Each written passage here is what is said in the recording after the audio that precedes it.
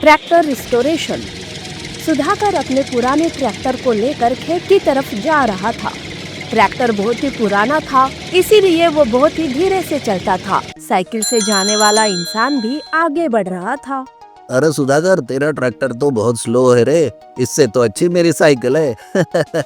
पैदल चलने वाला भी शर्त लगाएगा ना तुझसे, तो वो भी जीत जाएगा। अरे जा अपना काम कर, मेरे पास ट्रैक्टर है इसलिए तू जलता है मुझसे, बड़ा आया। धीरे धीरे ट्रैक्टर को चलाते हुए सुधाकर खेत जा रहा था, तो रास्ते में लोग उसका मजाक उड़ा रहे थे, उस पर हंस रहे थे। सबकी बातों पर ध्यान न देते हुए सुधाकर ट्रैक्टर लेकर खेत में आता है। वो खेत जोतने ही वाला था कि उसका ट्रैक्टर बंद पड़ जाता है। तब उसका दोस्त दामोदर उस पर हंसने लगता है। अरे फिर से बंद पड़ गया क्या तुम्हारा ट्रैक्टर? इस कबाड़ को तुम बेच क्यों नहीं देते? पर नया ट्रैक्टर खरीदने की तुम्हारी औकात कहाँ है? अब तो इस साल तू फसल भी नहीं उगा पाएगा। अरे तू तो मेरा जानी दुश्मन है, जो हमेशा मेरा बुरा सोचता है। क्यों, सही कहा ना? सुधाकर अपने मैकेनिक को फोन करके बुलाता है। मैकेनिक कुछ ही देर में सुधाकर के खेत आता है। ट्रैक्टर को देखते ही वो कहता है, अरे चाचा जी, फिर से ट्रैक्टर बंद पड़ गया क्या? हाँ रे, जरा देख तो क्या खराबी आई है इसमें। मुझे खेत जोतना है, बीज बोने हैं, जल्दी से देख क्या प्रॉब्लम है। हाँ देखता हूँ। वैसे देखने लायक कुछ है भी नहीं इसमें। मैकेनिक ट्रैक्टर के इंजन को देखता है और कहता है, ये ट्रैक्टर अब मैं तो क्या, कोई भी बड़ा मैकेनिक नहीं सुधार सकता। इसे भंगार में ही बेच दो। अरे मैकेनिक, इसे भंगार वाला भी नहीं खरीदेगा। दामोदर जब भी मुंह खोलता है तब बुरा ही बोलता है।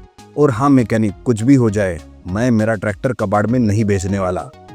फिर तो मैं चला, आपकी जो मर्जी करना है करो। मैकेनिक वहाँ से चला जाता है, तो दामोदर उस पर हंसते रहता है। सुधाकर उदास होकर घर आता है। उसका कहीं पर भी मन नहीं लग रहा था। ना वो ठीक से खा रहा था और ना ही पी रहा था। उसी दिन उसकी बेटी रीमा शहर से आती है। सुधाकर बेटी को देखकर खुश नहीं था। पिताजी, क्या हुआ? मैं जब भी शहर से आती हूँ तो आप बहुत खुश हो जाते थे, फिर आज क्या हुआ? आपने मेरी पढ़ाई के बारे में और मेरे हालचाल के बारे में पूछा तक नहीं। तब सुधाकर मन ही मन सोचता है, ट्रैक्टर के खराब होने की बात रीमा को नहीं बताता, नहीं तो बेचारी वो भी नाराज हो जाएगी। उसका मन पढ़ाई में नहीं लगेगा और वो मेरी ही चिंता करने लगेगी। ऐसा सोच सुधाकर कहता है, अरे नहीं रीमा बेटी, कोई बात नहीं है। वो जरा आज ज्यादा काम कर लिया खेत में, खेत जोता, बीज बोए, बहुत थक गया बेटी, इसलिए। सुधाकर बात बनाकर रीमा को कुछ नहीं बताता, पर रीमा सुधाकर के चेहरे का उड़ा हुआ रंग देख सब समझ जाती है। दूसरे दिन सुधाकर खेत जाता है। ट्रैक्टर नहीं तो क्या, मैं बैलों की मदद से खेत जोतूंगा। सुधाकर बैलों की मदद से खेत जोतने लगता है। तब दामोदर फिर से उसका मजाक उड़ाने आता है। अरे, क्या हालत है रे तेरी सुधाकर। मुझे देख, मेरे पास कितना अच्छा ट्रैक्टर है और तू अरे, पर क्या करे, तेरी तो औकात ही नहीं है। तभी वहाँ रीमा आती है। पिताजी, आप चाचा जी की बातें क्यों सुन रहे हो? चाचा जी मदद नहीं कर सकते तो कम से कम किसी का मजाक भी मत उड़ाओ। पिताजी, आपकी बेटी की पढ़ाई कब काम में आएंगी?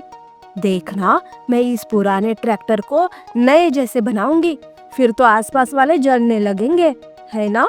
अरे ओ लड़की, तू कुछ भी कर, पर ये पुराना ट्रैक्टर कभी नया नहीं बन सकता। रीमा पुराने ट्रैक्टर का रिस्टोरेशन करने लगती है। रीमा ट्रैक्टर को सोलर पैनल लगाती है, नया पेंट लगाकर पुराने ट्रैक्टर को नया बना देती है।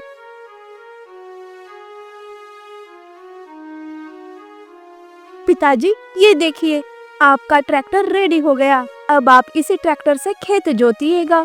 सुधाकर ट्रैक्टर को स्टार्ट करता है। ट्रैक्टर भी अब अच्छे से चलने लगता है। सुधाकर ट्रैक्टर से खेत जोत रहा था। सारे बहुत खुश थे, पर दामोदर बड़े ही गुस्से में था।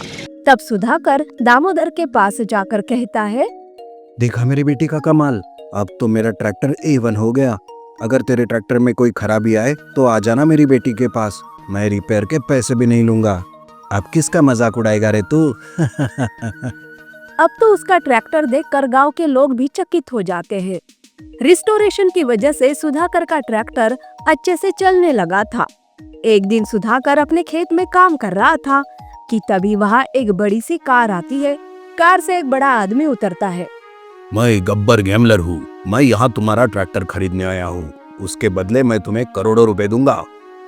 अरे बाप रे, तुम तो मशहूर डॉन हो ना, जिसके पीछे पुलिस पड़ी है और जिस पर इनाम भी है। मैं अभी पुलिस को फोन करके बताता हूँ, फिर इनाम के पैसे मुझे मिल जाएंगे।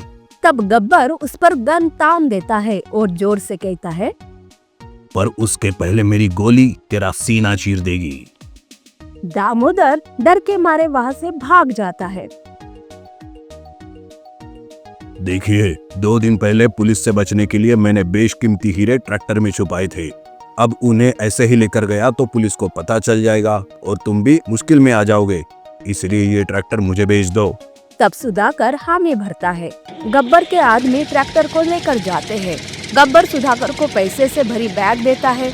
वो बैग लेकर सुधाकर घर आता है और अपनी बेटी रीमा को सब बता देता है। उन पैसों से वो दोनों अच्छा जीवन जीने लगते हैं।